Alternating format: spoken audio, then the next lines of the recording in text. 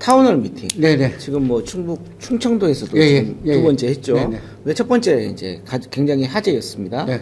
강주 전남, 네. 강주를 찾아와서 네. 타운홀 미팅을 했습니다. 근데 이제 타운홀 미팅의 후폭풍이 강주 지역에서는 굉장히 거세고 있습니다. 네네. 왜냐하면 실무적인 모습을 보여주지 못했다. 그러니까 무한군수 두고 예. 전남도지사, 광주시장은 완전히 쪼그라들었다. 예, 예. 저에서는 불가능할 것 같다라고 하는 이야기들이 많죠. 뭐 인기가 인기 하락을 지금 지속하고 있는 거죠. 아니 그 전에도 인기가 별로 없었는데. 예. 그래서 그런데 자 타운홀 미팅 뭐 세종? 네네. 세종 가는가요? 네네. 예. 그 이야기를 먼저 해주시죠. 세종이라고 하는 게 아니라 대전.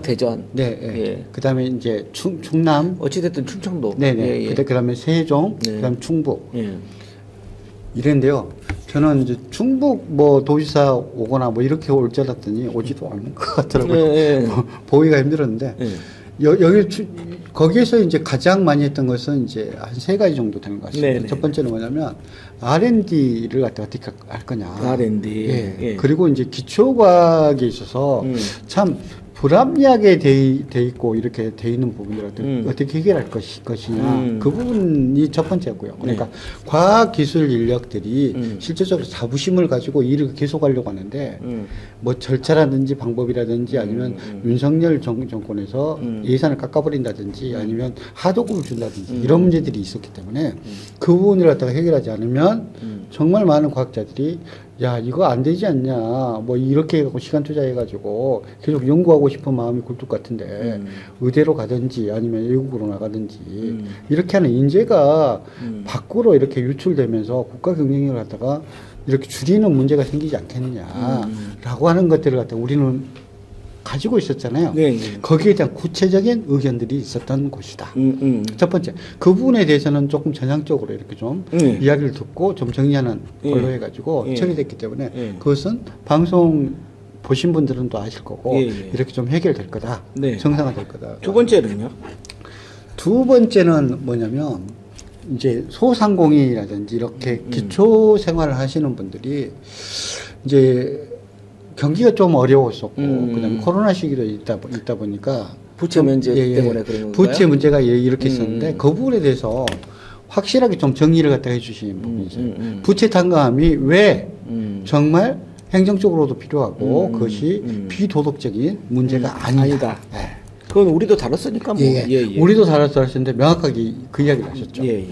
7년 전에 이렇게 된 부채에 대해서 이렇게 탕감을 해주는데 거기에 대해서 채권자가 다시 팔아먹다 보니까 정말 악종 그러니까 돈이 없는 사람한테 돈을 갖다가 빗발듯이 이렇게 빨아먹고 실제로 투자한 돈은 뭐 10분의 1도 아니고 뭐 3%, 뭐 5%, 1%밖에 안 되는 돈을 가지고 돈을 받으려고 하다 보니까 로또 맞는 식으로 이렇게 하는 것이다. 두 번째는 뭐냐면 1금융권이나 2금융권에서 그걸 갖다가 넘기기 전에 금융회사들은 그렇다 해가지고 뭐 이렇게 부실 채권들이 이렇게 생겼다고 해가지고 은행이라든지 이런 데 망했습니까? 안 망했잖아요. 안 망한 이유가 뭡니까?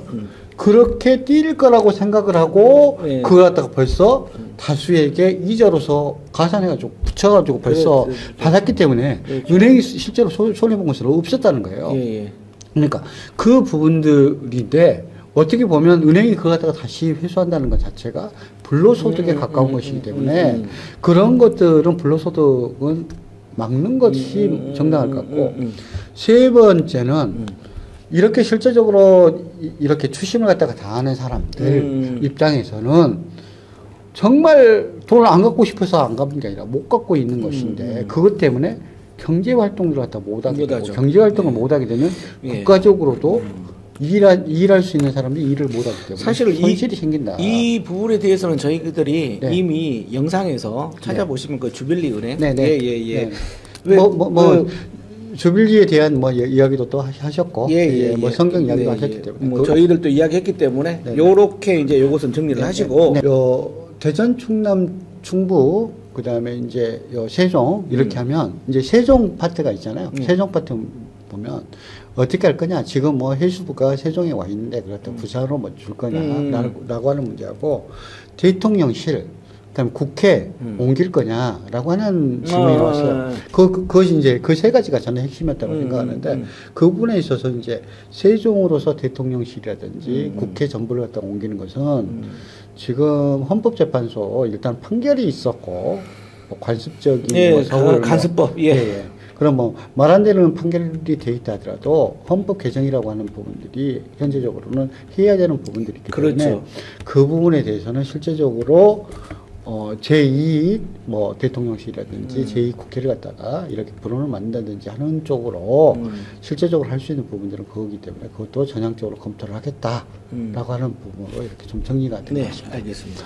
이 간습법, 네. 간습법은 다시 이제 어찌됐든 또 판단을 받아봐야 돼요. 예, 아니, 그러니까 현재 헌법을 갖다 개정하면은 네. 문제가 해결되는데 헌법을 갖다 개정하기 전까지 할 수 있는 파트에 대해서는 대통령도 생각을 갖고 있기 때문에 그렇게 만들려고 할 거다라는 거고 또 한 가지는 뭐냐면 해수부가 부산으로 옮기는 것은 행정적으로라든지 북구강로 개척이라든지 이런 부분에서는 정말 중요하고 그다음에 여기 세종이라든지 하는 부분보다도 부산이 조금 더 힘든 부분들이 있기 때문에 그런 식으로 이렇게 좀 정리하는 것이 좋을 것 같다. 그렇게 좀 얘기해 달라. 알겠습니다. 네. 그럼 일단은 여기까지 하도록 하겠습니다. 네. 네.